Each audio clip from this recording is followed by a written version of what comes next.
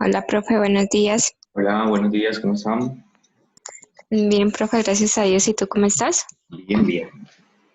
Ahí vamos bien. Buenas, ¿cómo amanecen?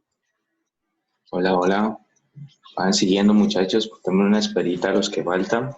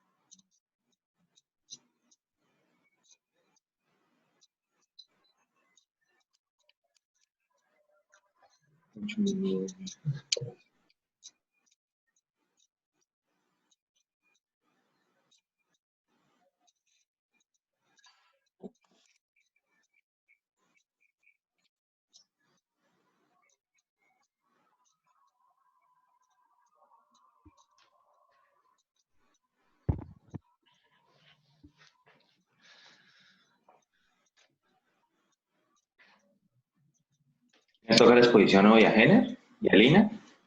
Creo que sí, profe. Listo. Si querés No andar el orden, pero compartiendo, mi exposición está lista. si querés, no, creo que son ustedes los que faltan, porque 8 días pusieron, Ujú. creo que faltarían ustedes. No, andar viendo la Ok, exposición, que andar ok. compartiendo, ahí para que la puedas compartir. Ve, profe, una pregunta. Mi exposición tiene dos videos. Durante la exposición dejo el tiempo para que lo vean o mando los links al final de la presentación para que vean los videos. ¿De cuántos son los videos? Como de 4 minutos uno y como de 8 el otro. No, hagámosle, miremosla por acá, que igual, sí, ahí alcanzamos a los dos. Ok. Listo.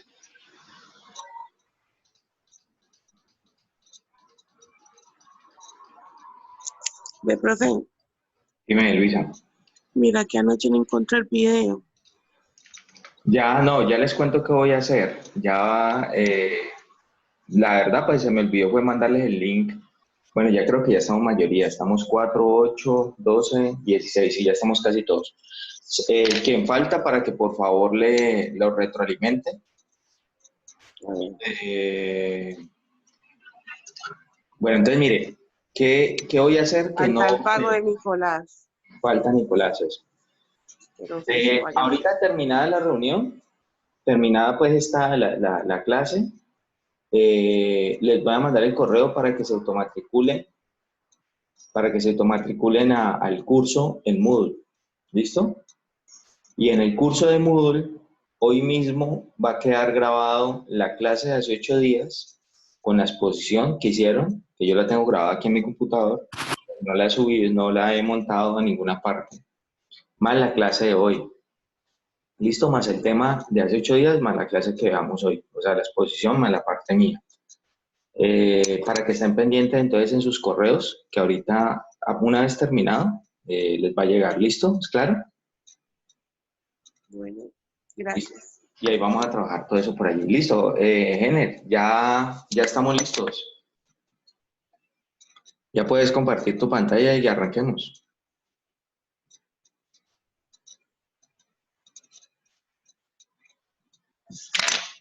Deme unos segundos, yo si estoy está grabando.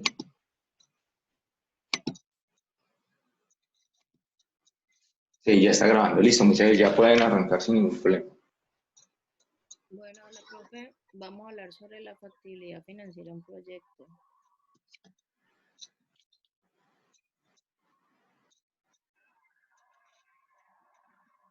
Género, pasala. Bueno, ¿qué es? Es una evaluación que demuestra si el negocio puede ponerse en marcha y mantenerse. Averiguamos que saber cuándo se necesita de capital inicial, el rendimiento de la inversión, las fuentes de ese capital y entre otros. Identifica y mide cuáles son las posibilidades reales que tiene un proyecto de estar a flote y de generar desde la perspectiva financiera y riqueza. Averiguamos los estudios de factibilidad financiera se preparan para poder identificar los puntos positivos y negativos antes de hacer una inversión de tiempo y dinero. Determina la viabilidad económica de un proyecto propuesto. Su objetivo es determinar si el proyecto propuesto es una idea rentable. Pásala. Bueno, Lina, puedes hablar más, puedes hablar un poquito más fuerte porque casi no te están escuchando, porfa. ahí. Bueno, estos son los factores principales. Entonces, estos son los factores a tener en cuenta. La sostenibilidad, que es la capacidad de mantenerse y autosatisfacer los requerimientos propios del proyecto. La rentabilidad es la capacidad de satisfacer las expectativas de los accionistas y el tiempo es el rango de tolerancia en tiempo para poder cumplir con los requerimientos propios del negocio y las expectativas de sus accionistas. Entonces, esas son las herramientas para la factibilidad financiera, tasa interna de retorno, valor presente neto y periodo de recuperación de la inversión. Pásala. Tasa interna de retorno es el análisis que mide la expectativa en rentabilidad que se espera de un proyecto terminado en función del retorno de dicha inversión. Es la encargada de medir la rentabilidad de una inversión, es el porcentaje de ganancia o pérdida que se obtiene al invertir en un proyecto. Es una herramienta complementaria del valor presente neto y pues esta es la fórmula. Pasar.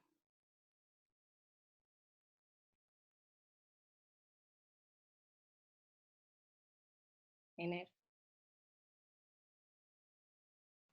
Se durmió Jenner, eso.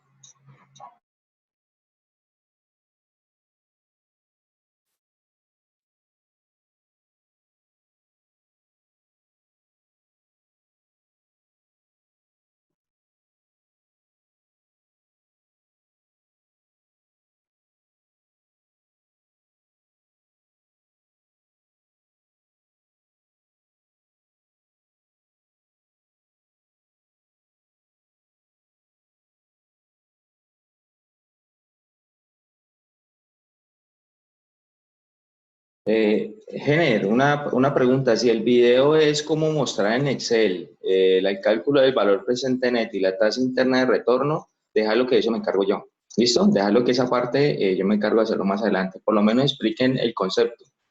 ¿Qué es la tasa interna de retorno? Para que todo el mundo nos quede claro. ¿Y qué es el valor presente neto? Necesito que quede claro esos dos conceptos y el periodo de retorno de la inversión.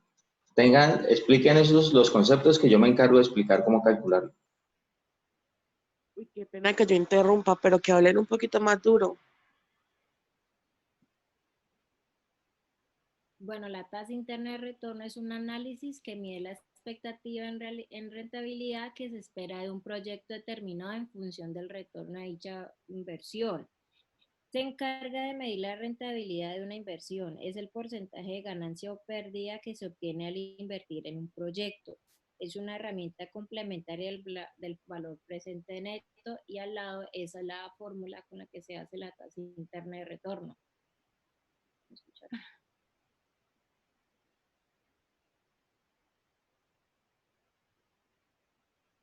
Valor presente neto es el concepto, nace de que el dinero pierde valor en el tiempo.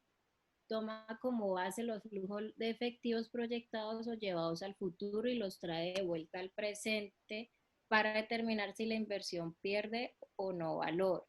En este sentido, en la medida en que el valor presente neto sea favorable, significa que el negocio logra que la inversión, más allá de la devaluación natural del dinero, genere la riqueza necesaria que compense la acción devaluativa de la moneda. Y al lado de esa la fórmula del valor presente neto. Pásala.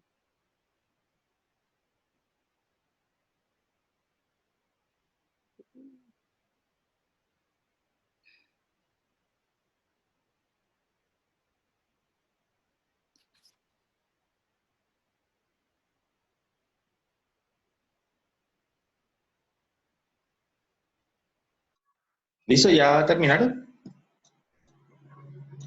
Estaba hablando con el micrófono apagado. Bueno, dale entonces. Perdón, el valor presente neto entonces es un criterio de inversión que consiste en actualizar los cobros y pagos de un proyecto o inversión para conocer en cuánto se va a ganar o perder con la misma. El valor presente neto es, por tanto, una medida del beneficio que rinde un proyecto de inversión a través de toda su vida útil, o también es una herramienta central en el descuento de los flujos de caja empleado en el análisis fundamental para la elaboración de empresas. Aquí, como había dicho, pues el profesor les va a explicar, esta es cómo se calcula en Excel. El periodo de recuperación de la inversión, pues la inversión, toda inversión, cuando se arranca, se esperan pérdidas en los primeros meses o en los primeros días o hasta en el primer año. Lo que hace esta fórmula o cómo se calcula esto es cuánto tiempo estima en cuánto tiempo vas a perder dinero. Entonces, la recuperación de la inversión mide el tiempo que se toma el proyecto generar la riqueza suficiente que satisfaga los requerimientos de sostenibilidad del negocio, como quien lo haya capitalizado retorne su inversión. Este indicador puede tornarse en términos de que si se toma mucho o poco tiempo y por ende si está dispuesto a asumir el periodo. Y aquí hay un ejemplo que si quiero mostrar.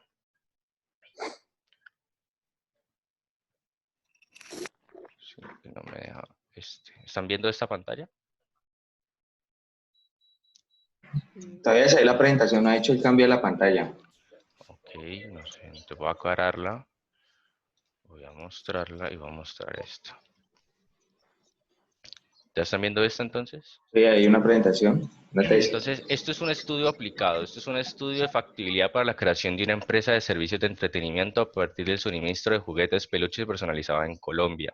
Esto es un trabajo de grado publicado en Internet que es un estudio de factibilidad. Entonces, aquí está todo lo que hemos venido haciendo, el estudio técnico, el estudio de mercado, pues nosotros queremos ir a la parte financiera, que es lo que estamos explicando, que queda en la página 80. En el análisis financiero también podemos encontrar todo lo que la empresa necesita para conocer su estado, para conocer cómo va a ganar dinero, cómo se está generando dinero, entre otras razones. Entonces, dentro de este podemos encontrar indicadores financieros, indicadores de liquidez, indicadores de endeudamiento, el apalancamiento.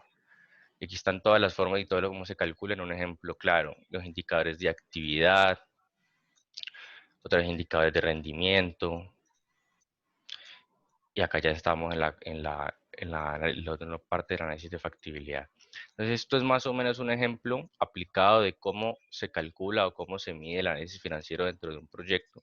También no solo encontramos la TIR y el valor presente neto, mira aquí está calculado, o el periodo interno de recuperación, sino que también encontramos otros indicadores necesarios para la creación del proyecto o para la realización del estudio de factibilidad. Ahora sí acabamos, profe. Listo. Entonces voy a compartir un momentico este de acá. Bueno, muchachos, entonces ahora sí me voy a centrar, o ahora sí me voy a centrar, no, desde la clase pasada empezamos a ver todo lo que tenía que ver con el estudio de factibilidad financiera, la factibilidad financiera de un proyecto. Voy a minimizar esto.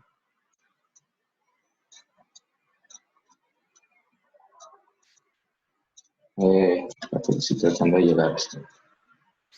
Listo. Bueno, entonces, ¿todos ahí están viendo un pizarrón? ¿Me confirman, porfa? Sí, profe. Listo, bueno, entonces miren. Hace 8 días yo les hablé y bueno, tengo que dejarles el video, donde yo les dije que bueno, empezamos a hablar de cómo encontrar ese punto de equilibrio a través de todos mis costos, a través de identificar mis costos, mis gastos y mis ingresos. ¿Listo? Que esto es uno de los videos que le voy a compartir. Entonces, esto hablamos de ese punto de equilibrio. Entonces, el punto de equilibrio, ¿qué me va a marcar? Yo les decía que esta es la gráfica de las ventas, de los costos, y más o menos así serían mis ventas. Yo les decía que lo que vamos a encontrar normalmente aquí y aquí. Pérdida. Sí, entonces, exacto. Entonces, estas son pérdidas. Lo que está acá son las pérdidas y lo que está acá es la utilidad antes de intereses e impuestos. Y que lo que se sitúa justo en este punto de acá es lo que yo llamo punto de equilibrio. ¿Listo? Eso fue más o menos lo que más he hecho. Entonces, con esto, ¿cómo encuentro ese punto de equilibrio? Entonces, yo les decía que este punto de equilibrio es un estudio financiero que nace a partir del estudio de mercado. El estudio de mercado, que es el que me va a decir cuáles son las posibles ventas. Y el estudio técnico, que es el que me va a decir mis costos. Y el estudio administrativo, ¿sí? Que es el que me dice cuáles son mis gastos. Entonces, de esos tres estudios, encuentro mi punto de equilibrio. Ahora vamos a empezar a hablar de rentabilidad. ¿Listo? Acuérdense que ellos allá nos mencionaron en la presentación de que algo muy importante es la rentabilidad de la organización. Entonces voy a empezar a hablar de rentabilidad. Bueno, aprovechando de que este pizarrón es infinito, entonces voy a empezar a hablar. Entonces, enganchar esto. ¿Y esa regla qué? Pero muchachos que me acaban de encontrar una herramienta acá que no conocía. Pero ahorita no sé cómo quitarla allá. Bueno, entonces hago una línea acá y entonces vamos a buscar rentabilidad. ¿Sí? ¿Cuánto es la renta esperada? La renta esperada. La renta esperada de mi proyecto. Para hablar de esta renta esperada, lo primero que voy a mencionar, si se termina la reunión, si se sale de la reunión, que ya veo que... no, apenas estamos empezando. Entramos al mismo link y seguimos acá la clase. ¿Listo? De renta de esperada, y lo primero que voy a empezar a hablar es algo que se llama el costo de capital. El costo de capital, o algo que se llama el WACC. Entonces, el costo de capital se conforma, costo de capital o costo de capital o costo promedio ponderado. ¿Listo? Así lo van a encontrar, costo promedio ponderado. Resulta que cuando yo estoy haciendo un emprendimiento, yo normalmente voy a conseguir varias fuentes de dinero. ¿Listo? Entonces, digamos que puedo tener a los mismos socios y dentro de los socios están los bancos, ¿sí? O puedo tener algún inversionista. ¿Listo? Entonces, ¿cuál es la diferencia entre los tres? Pues el socio es una persona que va a estar trabajando con usted de la mano, es más, usted es socio de una organización. Cuando usted monta un emprendimiento y usted está con varios, pues usted hace parte dentro de ese grupo de esos socios. Está el banco, que el banco deposita en usted un dinero, ¿sí? Y ese dinero, pues ellos esperan una rentabilidad. Y vienen los inversionistas, que los inversionistas son muy parecidos a los bancos, porque a los bancos no les interesa el funcionamiento, a los inversionistas no les interesa el funcionamiento de su organización, sino que lo que espera es que le retorne un rendimiento sobre el capital que le invirtió en usted. Entonces, si vemos estos tres valores, estos tres actores que yo tengo de las posibles personas que me pueden prestar dinero para mi proyecto, cada uno tiene un costo diferente. Voy a organizarlo aquí dentro. Cada uno de ellos tiene un costo diferente. Entonces, por aquí tengo a los socios, por acá tengo a los bancos y vamos a suponer los inversionistas. ¿Listo? Entonces, cada uno tiene un costo diferente. O sea, ¿cuál es el costo de ese dinero que cada uno de ellos me están aportando? Entonces, cuando yo me refiero a costo, es cuánto es el interés que cada uno de ellos están cobrando. Entonces, para el caso de los bancos, digamos que los bancos tienen, pues de alguna forma están controlados y ellos no me pueden cobrar cualquier tasa de interés. La máxima tasa de interés que ellos nos cobran es la tasa de usura. Entonces, ya de primerazo, yo ya sé cuánto es el valor que me puedan cobrar los bancos. Entonces, el banco más o menos la tasa de usura en ese momentico, claro que ya bajó por esta coyuntura, entonces creo que la tasa de usura disminuyó. Entonces, estamos hablando que hasta antes de todo este proceso, la tasa de usura se situaba en el 28,2%. Esto es lo máximo que nos puede prestar un banco. Entonces, ya depende si usted tiene un buen historial crediticio, si tiene unos buenos activos, Si tiene pues unas condiciones especiales, pues este valor empieza a bajar a medida que usted va que tiene pues ese reporte positivo en centrales de riesgo. El inversionista, tanto el inversionista como los socios, estos dos dineros son dineros relativamente costosos para mi organización. O sea, tanto de los socios como los inversionistas. ¿Por qué? Porque es que resulta que a diferencia de los bancos, yo tengo esos dineros para vivir. Si yo voy a montar un emprendimiento, si yo voy a montar una empresa, pues lo más seguro es que esa empresa que yo voy a montar, ¿qué espero de ella? Espero poder vivir de lo que me genere esa empresa. ¿Sí? Lo mismo que los inversionistas tienen, su empresa es el capital. Y ellos, como consiguieron el capital, lo que hacen es invertirlo en varios negocios para que les rente el capital y ellos viven de ese capital. Por eso estos dineros son muy costosos, ¿sí? Los bancos, a diferencia, pues los bancos como están regidos y como tienen tanto capital y como sus ingresos son diferentes, pues ellos tienen una mentalidad diferente de negocio. Entonces estos dineros son costosos. ¿Y costosos en qué medida? Si yo hago comparaciones, digamos que una forma de yo revisar cuánto cuesta mi dinero dentro de mi organización, pues yo lo que hago es hacer un comparativo. Entonces, yo comparo renta segura,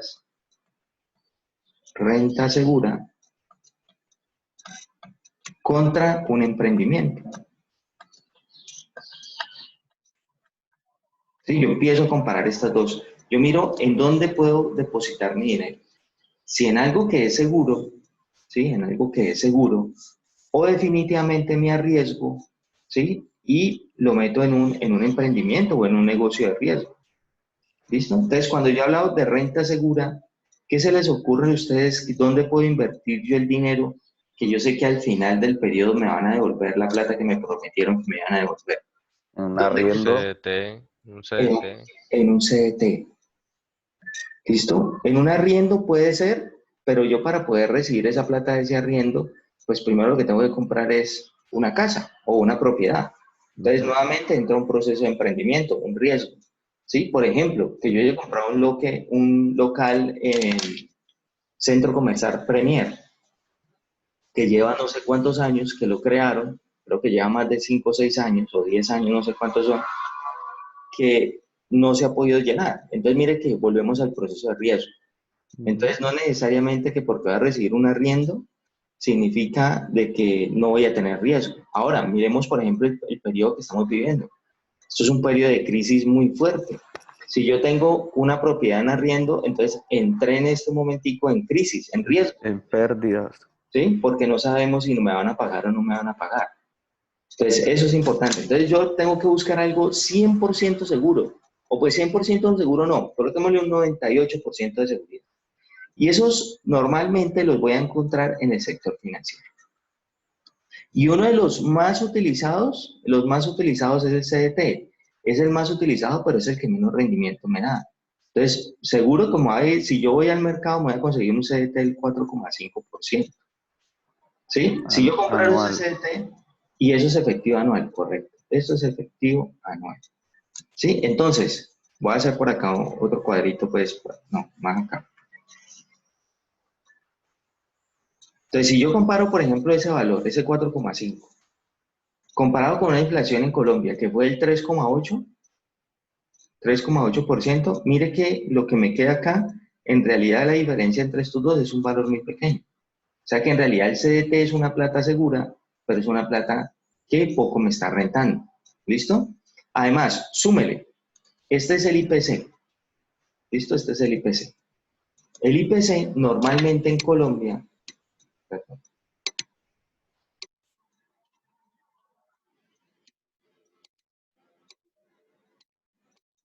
porque no quiero mover esto. Eso.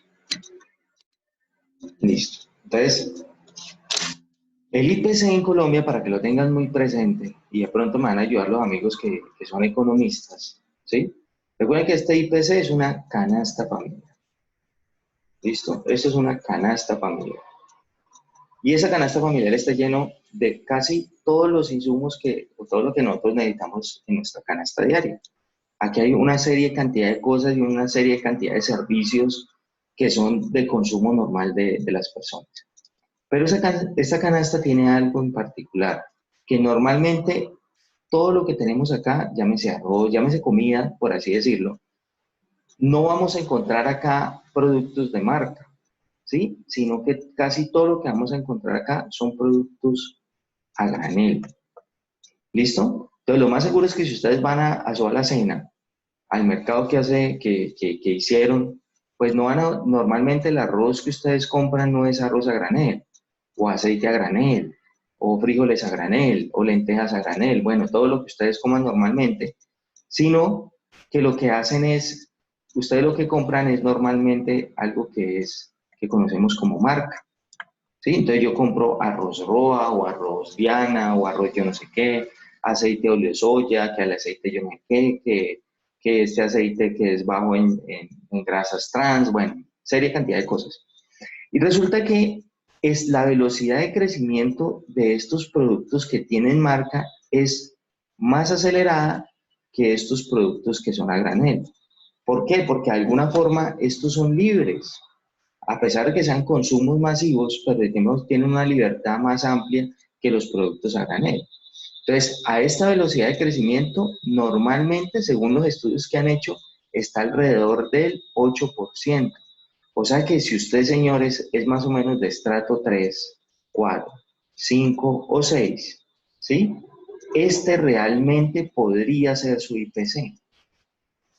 O sea que si yo abro un CDT al 4,5 efectivo anual y si mi IPC es del 8%, o sea, mi inflación es del 8%, en vez de estar ganando algo, yo lo que estoy es perdiendo, ¿cierto? Estoy generando son pérdidas. Entonces, mire lo importante de revisar a dónde invierto. Entonces, seguro que lo más seguro no me va a generar rentabilidades. Entonces, yo tengo que empezar a mirar dónde invertirlo. Entonces, de pronto alguien podrá decir allá, más especializado, podrá decir, ah, bueno, y si lo montamos en una cartera colectiva, en un fondo de inversión colectiva, en un FIC, ¿sí? Entonces, esos FIC ya me empiezan a generar unas rentabilidades diferentes. Pero igual, esas rentabilidades no son muy altas. Esas rentabilidades, una vez paguemos impuestos, paguemos todo lo que nos cobran, son rentabilidades que posiblemente nos puedan dejar un 8%. Posiblemente. Entonces, mire que aquí, bueno, aquí ya se va compensando. Que estas son inversiones más o menos seguras, pero no tan seguras como el CDT. Porque así como... Profe, una pregunta. Sí. ¿Cuál es la diferencia entre el CDT y la fiducia? No, las CDT son, a ver, CDT es un instrumento. En realidad la fiducia es una compañía de financiamiento, ¿sí?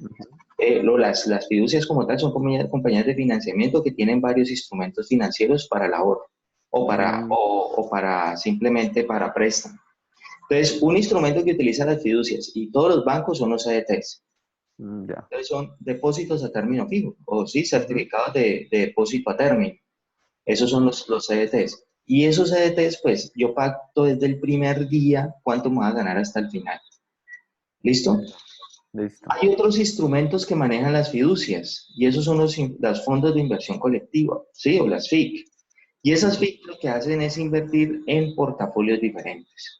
Entonces, esos portafolios diferentes tienen rentabilidades diferentes. Las rentas de estos son diferentes.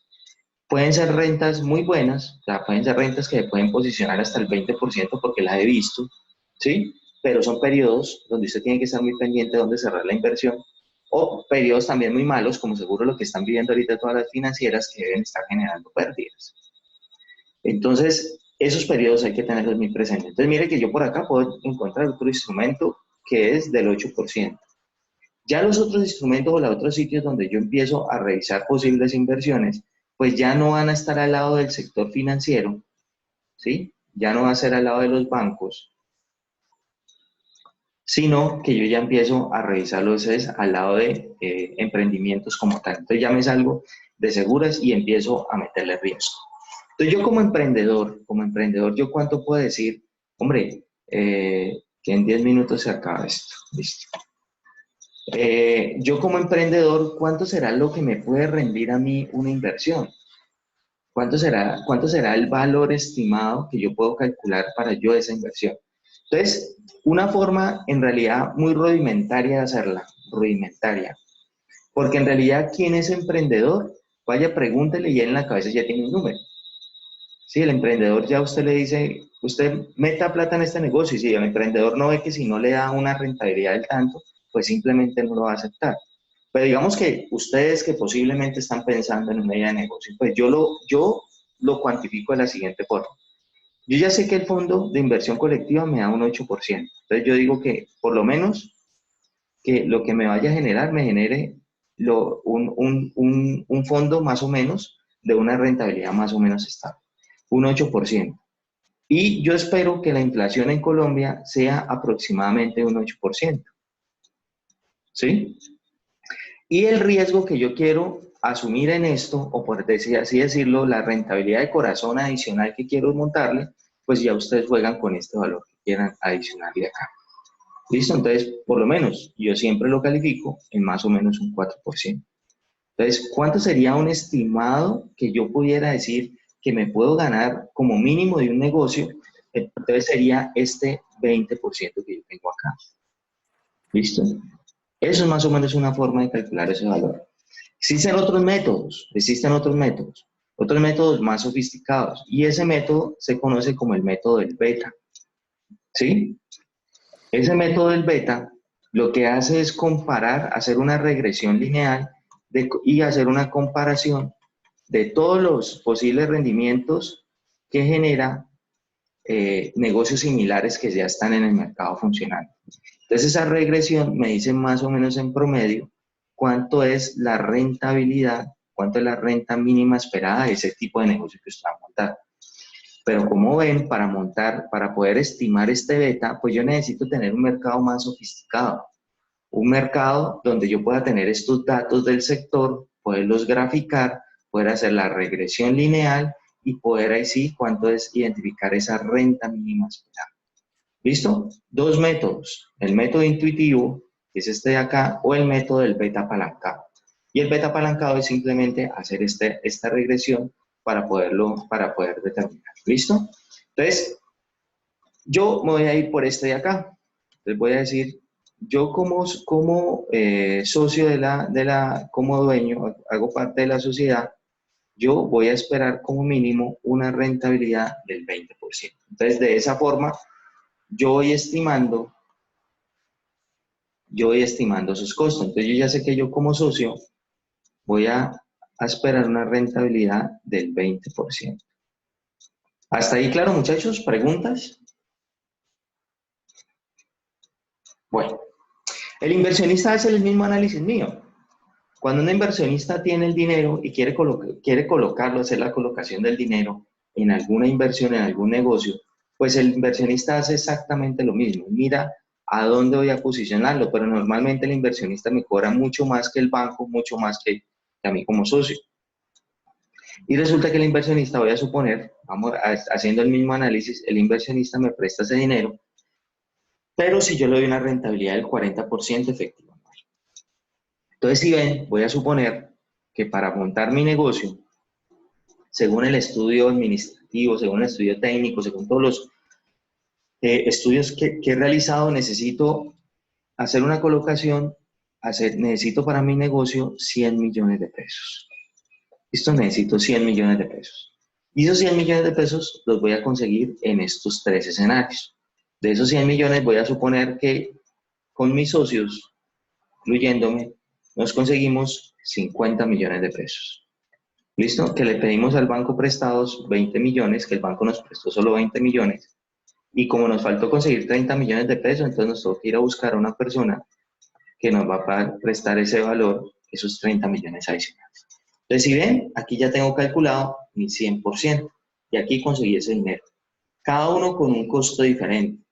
Entonces, el costo promedio ponderado lo que me dice es cuánto es la renta mínima que tiene que generar mi empresa para yo poder satisfacer las necesidades de los socios. Es decir, pagarle a los socios su 20% de este valor. Pagarle a los bancos el 28% que ellos estiman recibir de esos 20 millones que me prestaron.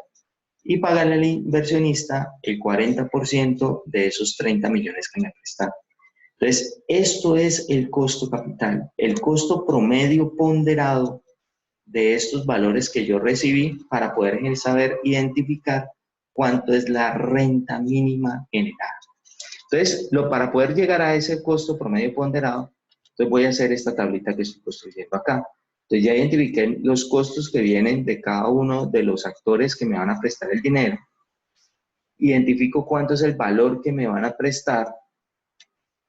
Identifico cuánto es el peso de cada uno de ellos sobre el total, es decir, este será mi 50%, o sea, 50 millones dividido 100, 20 millones dividido 100, este será mi 20%, y este será mi 30%. Es decir, que mi 100% del dinero va a venir el 50% de los socios, el 20% de los bancos, el 30% de los inversionistas. Ese es el peso. Y ahorita sí voy a calcular cuál es mi costo promedio ponderado. Pero antes de calcular ese costo promedio ponderado, les voy a decir lo siguiente, y ustedes, para que lo analicen y lo piensen, y es que el dinero que yo me voy a conseguir desde los bancos, ¿sí? Este dinero de los bancos, normalmente es el dinero que más barato me sale. ¿Listo? Normalmente es el dinero que más barato me sale. ¿Por qué es esa expresión y por qué normalmente se dice eso? Entonces voy a explicarlo de la siguiente forma. Voy a hacer aquí un pequeño paréntesis para poder explicar ese punto y voy a explicarlo acá. Entonces resulta que el dinero... ¿Es porque se descuentan los intereses en el estado de resultados? Correcto, esa es la explicación. Entonces, ¿cómo lo veo de la siguiente forma? Voy a plantear acá el estado de resultados de mi empresa. Entonces yo dentro de mi estado de resultados tengo mis ingresos. A esos ingresos le quito los costos. Eso me da a mí un margen bruto. Un margen bruto. Y ese margen bruto lo que hago es restarle los gastos de operación. Y aquí voy a tener mi utilidad antes de intereses e impuestos. Hasta aquí tengo este valor de acá. Entonces, esta utilidad antes de intereses e impuestos, aquí vienen mis gastos financieros. Gastos financieros. Gastos financieros. Entonces, voy a suponer, vamos a hacer este mismo ejemplo para que ustedes vean qué es mejor para mí. Entonces, voy a hacer este mismo ejemplo que estoy haciendo acá, pero voy a hacerlo de dos formas.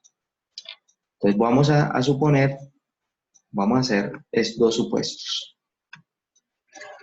Primero, suponer que de esta plata que yo voy a conseguir, tengo estos 20 millones que son a través de un banco, y voy a suponerlo que esos 20 millones no me los prestó un banco, sino que me tocó que asumirlos a mí. ¿Listo? Entonces vamos a identificar y les voy a decir por qué es más barato. Nos sale en última, nos sale más barato pedirle prestado al banco. Es un préstamo bajo riesgo, ¿sí? Es un préstamo que tiene riesgo. ¿Por qué? Porque el banco, si usted no le paga, pues él no le va a decir que lo espera y le va a dar un periodo de gracia, ¿sí? Sino que el banco lo que va a hacer es simplemente liquidar sus activos y quedarse con los activos de su organización. Entonces, prestarle el banco tiene un riesgo, pero que se compensa con la rentabilidad con los costos que voy a generar. Entonces, voy a suponer, aquí en este ejemplo, muchachos, en esta sesión ya se acabó el tiempo. Voy a cerrar y por favor ingresen nuevamente al mismo link. ¿Listo? ¿De acuerdo? Para continuar con esto. ¿Vale? Entonces voy saliendo del semestre. Ya nos vemos entonces nuevamente.